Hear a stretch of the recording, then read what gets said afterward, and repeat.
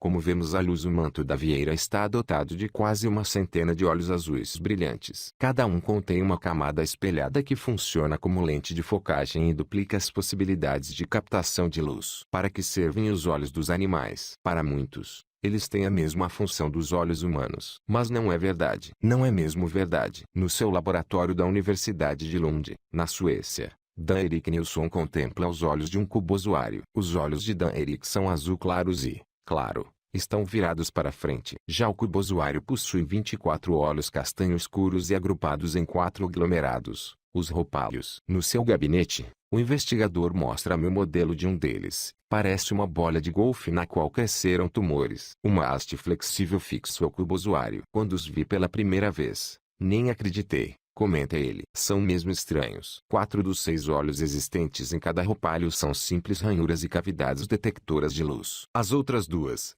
porém, são surpreendentemente sofisticadas. À semelhança dos olhos humanos, possuem lentes que focam a luz e processam imagens, mas em baixa resolução. Entre outras funções, Dan Erik Nilsson utiliza os olhos para reunir informação sobre a diversidade da visão animal. Mas como interpretar aquela alforreca? É um dos animais mais simples do planeta, uma massa gelatinosa e pulsante que arrasta 4 conjuntos de tentáculos urticantes. Nem sequer possui um cérebro digno desse nome, apenas um anel de neurônios circundando a sua campanula. Que informação poderia fazer-lhe falta? Em 2007, Dan Erik e a sua equipa demonstraram que o cubozoário da espécie Tripedalia cistopore utiliza os seus olhos inferiores, equipados com cristalinos, para detectar obstáculos nas proximidades, como as raízes de mangue no meio das quais nada. Demoraram mais 4 anos a descobrir a utilidade dos olhos superiores. O primeiro grande indício foi um peso livre que existe no sector inferior do roupálio, destinado a assegurar que o olho superior está sempre apontado para cima. Se este olho detectar manchas escuras, a alforreca sente que está a nadar sob o mangue, onde poderá encontrar os pequenos crustáceos de que se alimenta. Se só vir luz intensa, é sinal de que se desviou para mar alto e arrisca-se a passar fome. Com a ajuda dos olhos, a massa céfala consegue encontrar alimento, evitar obstáculos e sobreviver. Os olhos do cubozoário fazem parte de uma variedade quase interminável de olhos do reino animal. Alguns veem apenas a preto e branco, outros são capazes de apreciar um arco-íris completo, incluindo espectros de luz invisíveis aos nossos olhos. Alguns não conseguem sequer perceber a direção de onde provém a luz, mas outros conseguem detectar presas em fuga a quilômetros de distância. Os mais pequenos olhos de animais estão implantados na cabeça das vespas da espécie Egonatocerus achmeadi. São pouco maiores do que uma amiba. Em contrapartida, os maiores são do tamanho de pratos e pertencem a espécies de lulas gigantes. À semelhança dos nossos, o olho da lula funciona como uma câmara,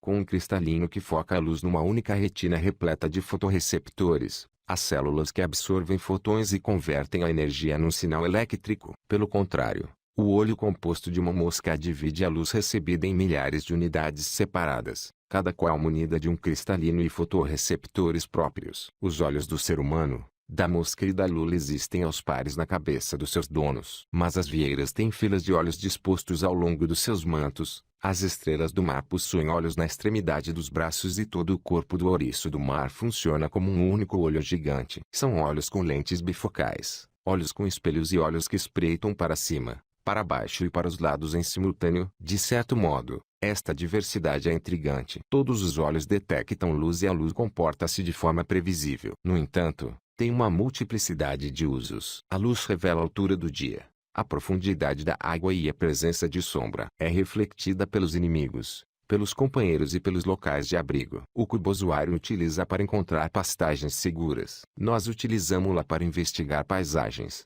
interpretar expressões faciais e ler estas palavras. A variedade de tarefas que os olhos desempenham só é limitada pela fecundidade da natureza. Para compreender a maneira como os olhos evoluíram, a comunidade científica precisa de fazer mais do que examinar estruturas. Terá de compreender como os animais utilizam os seus olhos. Há cerca de 540 milhões de anos, os antepassados da maioria dos grupos de animais contemporâneos surgiram subitamente em cena, num surto de especiação conhecido como explosão câmbrica. Muitas destas criaturas pioneiras deixaram fósseis, alguns dos quais tão bem preservados que permitiram aos cientistas utilizar imagens captadas por microscópio de varrimento eletrônico para compor a sua anatomia interior e reconstituir a sua visão do mundo.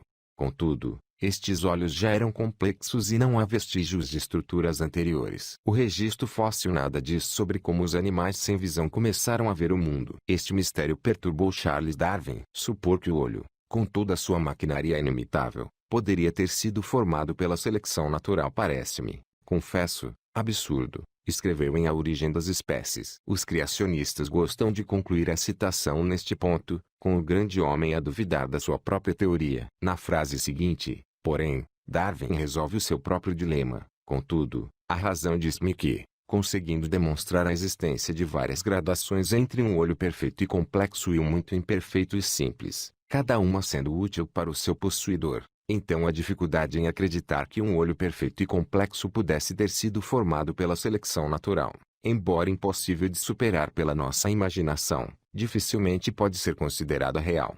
A existência das gradações referidas por Darwin pode ser demonstrada. Entre os animais vivos, há exemplos de todos os estádios intermédios entre as primitivas secções fotossensíveis de uma minhoca e os olhos aguçados de uma águia. Dan Erik Nilsson até conseguiu demonstrar que os primeiros podem evoluir até os segundos num período de tempo surpreendentemente curto. O investigador sueco criou uma simulação que começa por uma folha pequena e plana de células pigmentadas fotossensíveis. A cada geração anual, a folha torna-se um pouco mais espessa. Começa lentamente a curvar-se, transformando-se de folha em taça. Adquire um cristalino rudimentar, que se vai aperfeiçoando gradualmente. Mesmo nas condições mais adversas, com o olho a melhorar apenas 0,005% em cada geração, a folha mais simples demora apenas 364 mil anos a transformar-se num órgão semelhante a uma câmara inteiramente funcional. Em termos evolutivos, é um piscar de olhos. Os olhos mais simples não podem ser vistos como meras etapas num percurso rumo a uma maior complexidade. Aqueles que existem atualmente são feitos à medida das necessidades dos seus utilizadores. Os olhos de uma estrela do mar não distinguem cores, pormenores ou objetos velozes. Fariam uma águia embater contra uma árvore. Por outro lado,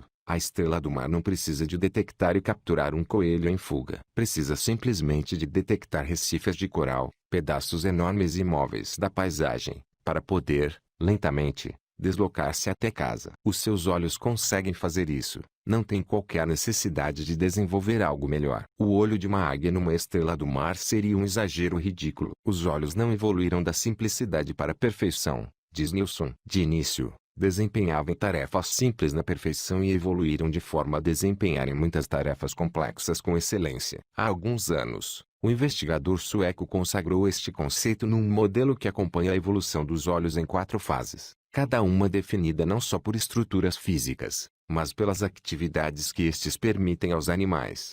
A primeira fase implica a monitorização da intensidade da luz do ambiente para avaliar o momento do dia ou a profundidade do animal numa coluna de água. Não é necessário um olho perfeito para isto, basta um fotorreceptor isolado. A hidra, um parente pequeno da alforreca, não possui olhos, mas tem fotorreceptores no corpo. Todd Clay e Davi Plachetski, da Universidade da Califórnia, demonstraram que estes receptores controlam as células urticantes da hidra, tornando-as mais facilmente ativadas no escuro. Talvez isto permita à criatura reagir às sombras das vítimas que por ela passam ou reservar os ataques para a noite, quando as suas presas são mais abundantes. A espécie Odontodactylus celarus tem uma extraordinária abundância de receptores de cor. 12. Nós possuímos 3. Os olhos também se deslocam e assimilam a profundidade, a luz infravermelha e violeta. Na segunda fase do modelo de Nilsson, os animais conseguem identificar o local de proveniência da luz, uma vez que os seus fotorreceptores desenvolvem um escudo,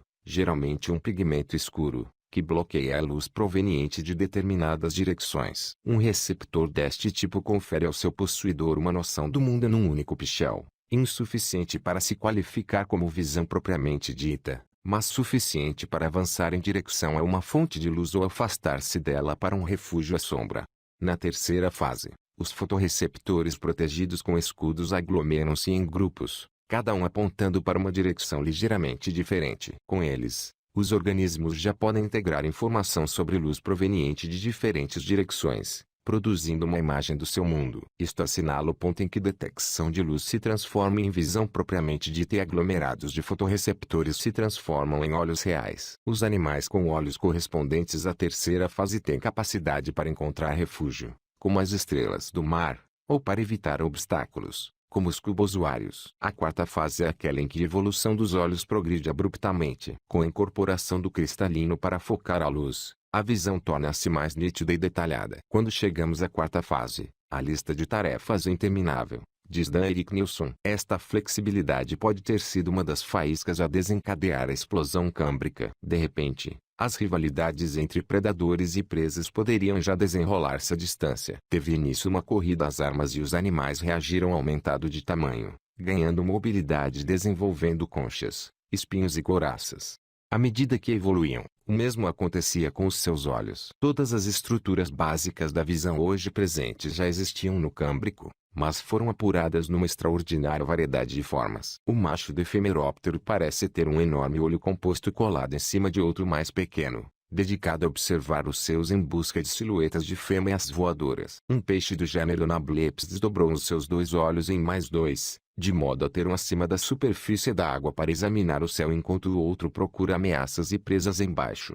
O olho humano é razoavelmente rápido, hábil na detecção de contrastes e ultrapassado em resolução apenas pelas aves de rapina. Um olho diversificado para o mais versátil dos animais. Longe de representar um obstáculo à teoria da seleção natural, a evolução do olho complexo é um dos seus exemplares mais esplêndidos. Existe grandiosidade nesta maneira de ver a vida, escreveu Darwin no final da sua obra. Foram os seus olhos correspondentes à quarta fase evolutiva que lhe permitiram ver esse esplendor. O modelo de Dan Erik Nilsson dá uma dimensão nova a um velho debate. O lendário biólogo evolutivo alemão Ernst Mayr afirmou que os olhos tinham 40 a 65 origens independentes, dado existirem em tantas formas e feitos. Em contrapartida, o falecido Walter Gehring, biólogo suíço, acreditava que os olhos evoluíram apenas uma vez, constatação feita após ter descoberto que o mesmo gene principal, denominado PAX6, controla o desenvolvimento ocular em quase todas as criaturas vivas com olhos. Ambos têm razão. Os olhos correspondentes à terceira fase evoluíram de facto a partir dos seus precursores da segunda fase, mais simples, em diversas ocasiões. O cubozoário, por exemplo, desenvolveu os seus de forma independente dos moluscos, dos vertebrados e dos artrópodes. No entanto, os olhos de todos estes organismos são variações dos mesmos detectores de luz da primeira fase. Sabemos-lo porque todos os olhos são compostos pelas mesmas peças. Os organismos dotados de visão não dispensam proteínas chamadas opsinas, bases moleculares de todos os olhos. As opsinas funcionam envolvendo um cromóforo, uma molécula capaz de absorver a energia que lhes chega a partir de um fotão. A energia dá nova forma ao cromóforo, forçando a opsina a contorcer-se. A transformação desencadeia reações químicas que culminam num sinal elétrico. Existem milhares de opsinas diferentes, mas todas relacionadas entre si. Há alguns anos, a investigadora Megan Porter comparou as sequências de quase 900 genes, codificando proteínas de opsina de todo o reino animal e confirmando que todas partilham um antepassado comum. Surgiram uma única vez e depois diversificaram-se numa enorme árvore genealógica. A mãe de todas as opsinas não surgiu do nada. A evolução improvisou as primeiras opsinas a partir de proteínas que funcionavam mais como relógios do que como fotossensores. Estas proteínas ancestrais ligavam-se à melatonina,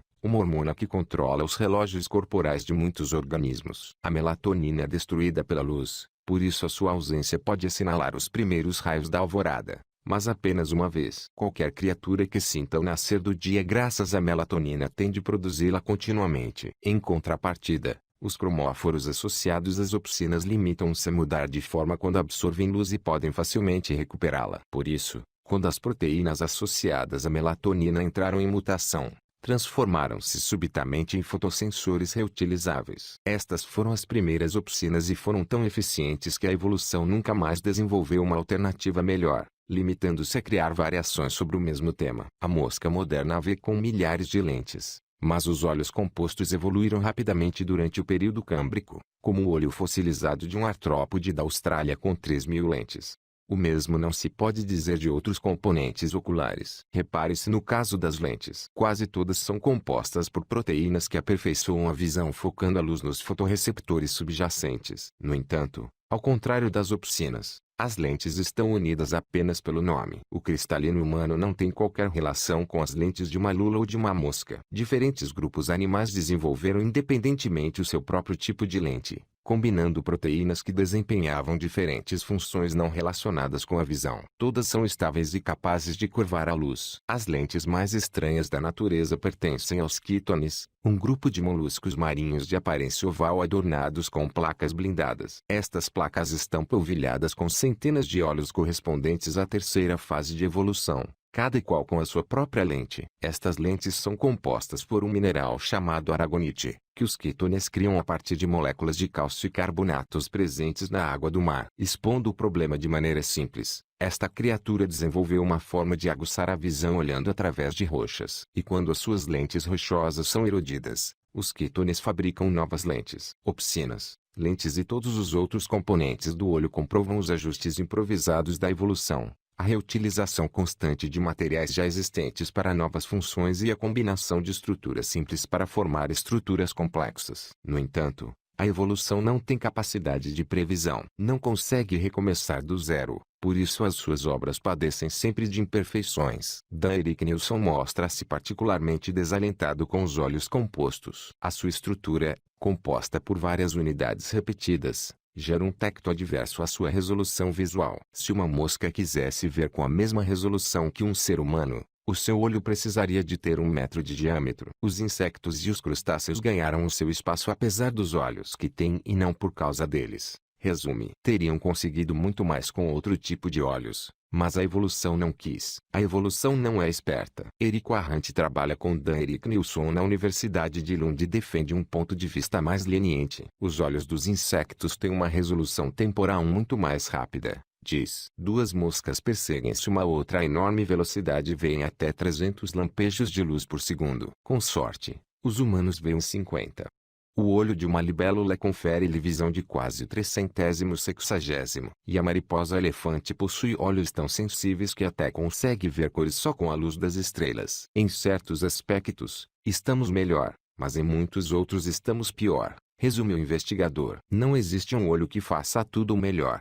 Os nossos olhos, como uma câmara, têm os seus próprios problemas. As nossas retinas, por exemplo, são estranhamente construídas de trás para frente. Os fotorreceptores ficam atrás de uma rede emaranhada de neurônios, algo parecido com pôr os cabos de uma câmara à frente da lente. Os olhos da mariposa-elefante, uma espécie noctívaga, recolhem os mais pequenos vestígios de luz. Mesmo sob a luz tênue das estrelas, conseguem distinguir as cores das flores com néctar. Os conjuntos de fibras nervosas também têm de passar por um buraco na camada fotorreceptora para alcançar o cérebro. É por isso que temos um ângulo morto. Não existe qualquer vantagem nestes defeitos. São meras peculiaridades da nossa história evolutiva. Os humanos desenvolveram planos de recurso. A nossa retina contém células longas que funcionam como fibras ópticas, conduzindo a luz através dos neurônios até os fotorreceptores. E os nossos cérebros conseguem preencher os pormenores ausentes nos nossos ângulos mortos. No entanto,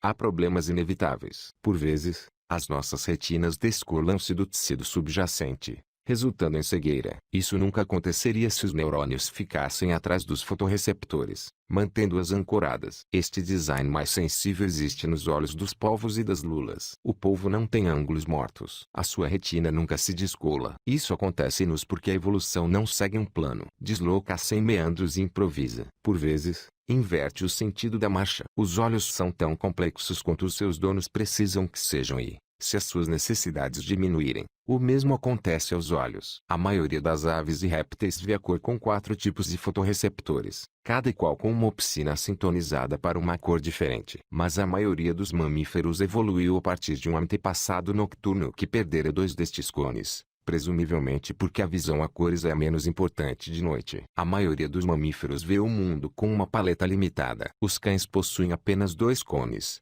um sintonizado para o azul e outro para o vermelho. Os primeiros primatas inverteram esta perda, voltando a desenvolver um cone sensível ao vermelho. Isso abriu os olhos dos nossos antepassados a um mundo de vermelhos e laranjas, anteriormente invisível, que poderá tê-los ajudado a distinguir os frutos maduros dos restantes. Os mamíferos marinhos seguiram outra via, prescindindo do cone azul quando se tornaram aquáticos. Muitas baleias perderam também o cone vermelho. Possuem apenas fotorreceptores em forma de bastão, bastonetes, excelentes para a escuridão do oceano, mas inúteis para ver cor. Quando as vantagens da visão se vão reduzindo, alguns animais perdem os olhos por completo. O tetracego excedeu-se nesta matéria. No Pleistocênico, alguns destes pequenos peixes de água doce nadaram até o interior de grutas profundas. Os olhos tinham escassa utilidade na escuridão e os seus descendentes evoluíram e transformaram-se em diferentes populações de peixes cegos cavernícolas, criaturas brancas e rosadas,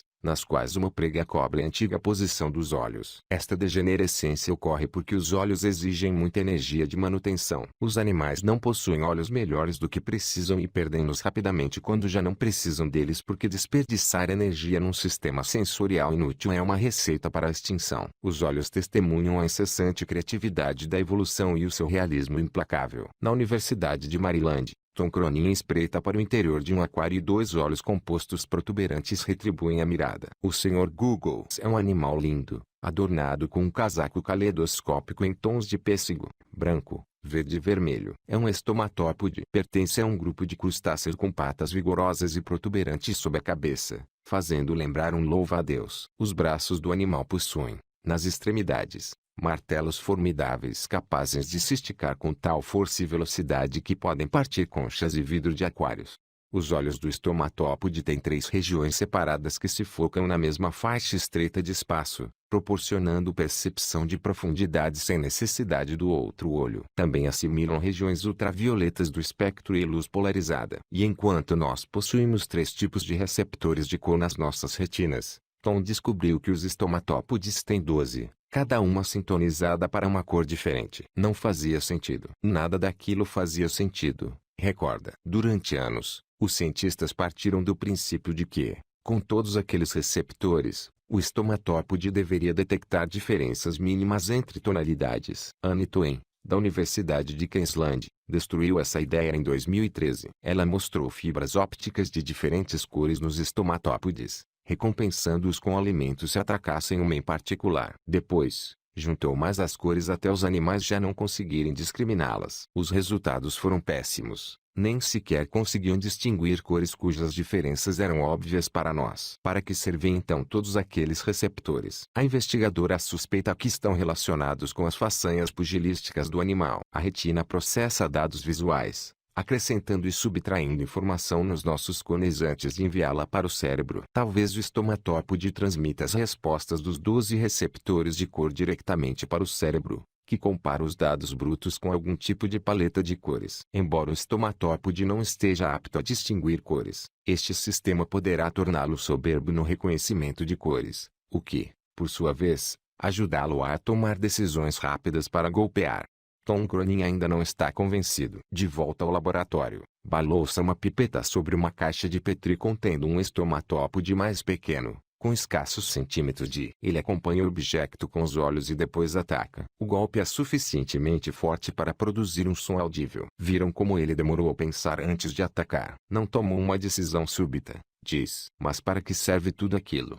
Este cubozoário mede apenas 10 milímetros de diâmetro, mas possui 24 olhos alojados em 4 roupalhos. 4 dos 6 olhos de cada roupalho são simples fotossensores, mas 2 possuem lentes para focagem da luz. Um peso de cristal flutuante mantém a lente apontada para cima, procurando as copas do mangue, que indicam a presença de alimento e abrigo. É a questão que Dan Eric Nilsson também coloca. Não é suficiente conhecer a estrutura dos olhos do estomatópode, os genes ativados no interior ou os sinais neurológicos por eles enviados para o cérebro. Em última análise, para compreendermos por que são como são, precisamos de saber como são utilizados. Esta é a derradeira verdade sobre os olhos dos animais. Só conseguimos compreender a sua evolução quando aprendemos a ver o mundo através deles.